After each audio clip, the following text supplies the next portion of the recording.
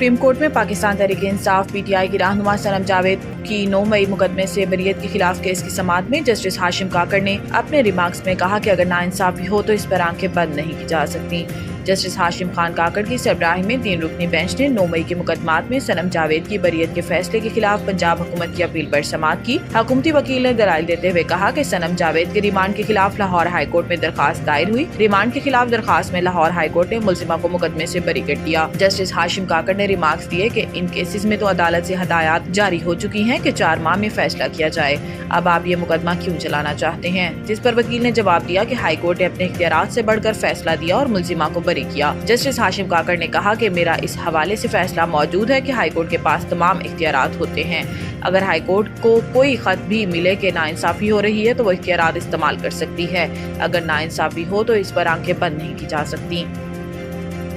وزیر اعظم شہباز شریف نے کہا کہ چین کے ساتھ اسپیس ٹیکنالوجی، اسپیس سیٹلائٹ ٹیلی کمیونیکیشن اور سیٹلائٹ انٹرنیٹ سمیت دیگر شعبوں میں تعاون بڑھانے کے خواہاں ہیں۔ وزیر اعظم محمد شہباز شریف سے چین سے تعلق رکھنے والی space technology company Galaxy space کے وفد نے چیئرمین گلیکسی اسپیس زومنگ کی قیادت میں ملاقات کی۔ اس موقع پر وزیر اعظم کا کہنا تھا کہ پاکستان اسپیس ٹیکنالوجی شعبے کو انتہائی اہمیت دے رہا ہے۔ چین ہمارا انتہائی قابل اعتماد دوست اور اسٹریٹجک شراکت دار ہے۔ گلیکسی اسپیس کے وفد نے پاکستان کی اسپیس ٹیکنالوجی انڈسٹری میں سرمایہ کاری اور پاکستانی اسپیس ٹیکنالوجی کے اداروں اور نجی ٹیلی کام کمپنیوں کے ساتھ مشترکہ منصوبوں کے حوالے سے گہری دلچسپی کا اظہار کیا۔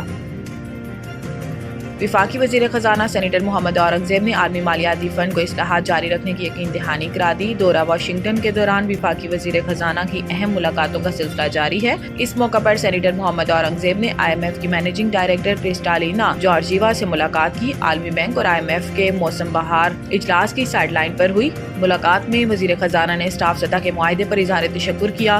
محمد اورنگزیب نے پائیدار معاشی استحکام کو یقینی بنانے کے حکومتی عزم کا اعادہ کیا اور معدنیات کے شعبے میں امریکہ کے ساتھ تعاون جاری رکھنے کی خواہش کا بھی اظہار کیا۔ وفاقی وزیر نے حکومت پاکستان کی جانب سے ٹیکس، توانائی، نجکاری اور سرکاری اداروں میں کی جانے والی اصلاحات جاری رکھنے کی مکمل یقین دہانی کرائی اور وزیر اعظم شہباز شریف کی جانب سے آئی ایم ایف سربراہ کو دورہ پاکستان کی دعوت کا بھی اعادہ کیا۔